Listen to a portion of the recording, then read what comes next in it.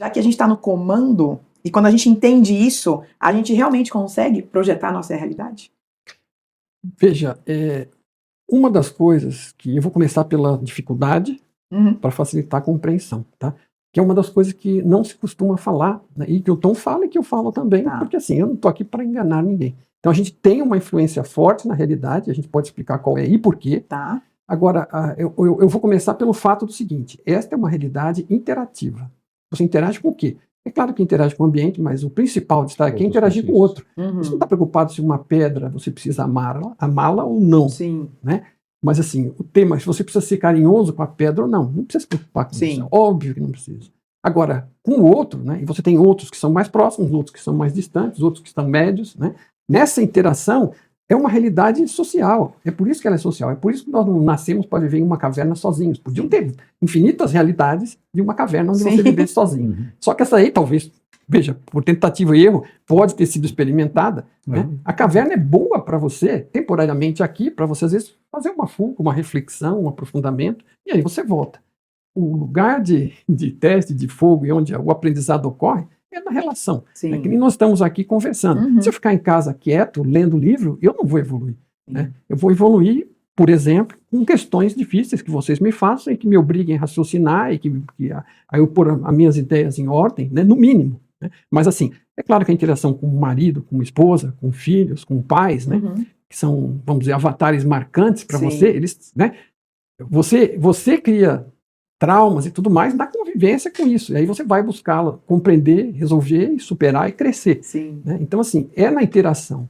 Então, me perdoe, a pergunta qual que era mesmo que eu perdi? Se nós criamos a nossa própria realidade. Isso. Então, por que eu falei disso? Porque a realidade é interativa. Cada ser, cada consciência pilotando cada avatar aqui, ela está interagindo com a realidade, com a força da vontade dela, da intenção, e com as escolhas que ela faz, as ações e as consequências que aquilo causa. Então, se estamos numa realidade comum, que não é uma realidade de um sonho onde eu faço o que eu quiser, né, tudo que todo mundo está fazendo está impactando todos os outros. Então, a sua vontade não é única aqui. Né? E isso acontece, não é por acidente. Você não precisa, para aprender e para crescer, de uma realidade onde qualquer coisa que você queira ocorra. Né? Você precisa aprender a lidar dentro dessa restrição. Vai ter muitas coisas que você vai ter domínio, que são muito mais para um tema pessoal seu, onde você vai ter 100% de impacto, porque aquilo é seu. Agora, tá aí você, tá o seu marido aqui, vocês têm uma vida em comum e um plano de mantê-la, né? E estão fazendo escolhas, eventualmente podem ter filhos ou não ter, podem resolver colocá-los nesta escola ou naquela, podem tratá-los desta forma ou da outra, mas vocês já tem que começar a fazer algumas concessões. Fala, olha, você quer fazer isso e eu acho que deveríamos fazer aquilo, e vamos chegar a um caminho do meio, ou aceitar um, ou aceitar outro. Então, assim, isso é um exemplo prático direto. Né? Você pode materializar uma vaga de estacionamento para você num lugar que você vai chegar? Pode, isso não afeta ninguém. Né? Provavelmente alguém que esteja saindo, que vai esperar mais um pouquinho e sair justo na hora que você estiver chegando. Já fiz muito isso. Então, é uma coisa prática e simples de você desenvolver. Então, mas isso é uma coisa, né? Que não envolve tantas consequências, tanto entrelaçamento. Vai ter outros carros e tudo mais, mas ninguém vai sentir que alguém afetou a realidade porque uma vaga, alguém saiu e você chegou. Né? Isso não dá uma grande pista, dá só para quem estiver entendendo. Mas para os outros que ainda não chegaram nesse ponto, aquilo não prejudica a validade da realidade. Porque enquanto você acreditar na realidade como sendo desse jeito, ela é boa como essa escola, até você chegar no ponto em que você não acredita mais que ela é daquele jeito, você sabe que pode influenciá-la, mas você decide continuar interagindo aqui porque você sabe que é uma baita oportunidade de crescimento para você. Só que com muito mais poder, porque você entende o que você é, onde você está, o que você está fazendo, e você está colaborando com o processo. Outra coisa, você tem a força da fonte para te ajudar. A fonte, ela quer o teu bem. Mas o que é o teu bem? É o que você está pensando que é o teu bem ou é o que a fonte acha que é o teu bem? Pois é. Então a fonte, ela está buscando crescimento, evolução. Então o que você acha que sendo um pedaço dela, a centelha, a consciência, o eu maior, a alma, o espírito, o que ele quer quando ele escolheu vir para cá? Passar por uma experiência e aproveitar as oportunidades de crescimento. Né? Então ele não veio aqui para se locupletar com isso ou com aquilo. Também não existe nenhuma regra que diga que você não possa passar bem e o melhor possível aquilo que você precisa passar. Porque, por exemplo, eu estava com uma vida, para dar um exemplo prático de ótimo. Tá? Eu era um engenheiro, tinha a minha vida feita financeiramente, familiarmente, com 2 filhos, e a minha esposa né, de repente teve um câncer fatal crítico. Né? A gente descobriu isso e 6 meses depois ela morreu. Então, assim, eu não precisei passar necessidade financeira para aprender a lição que eu precisava aprender.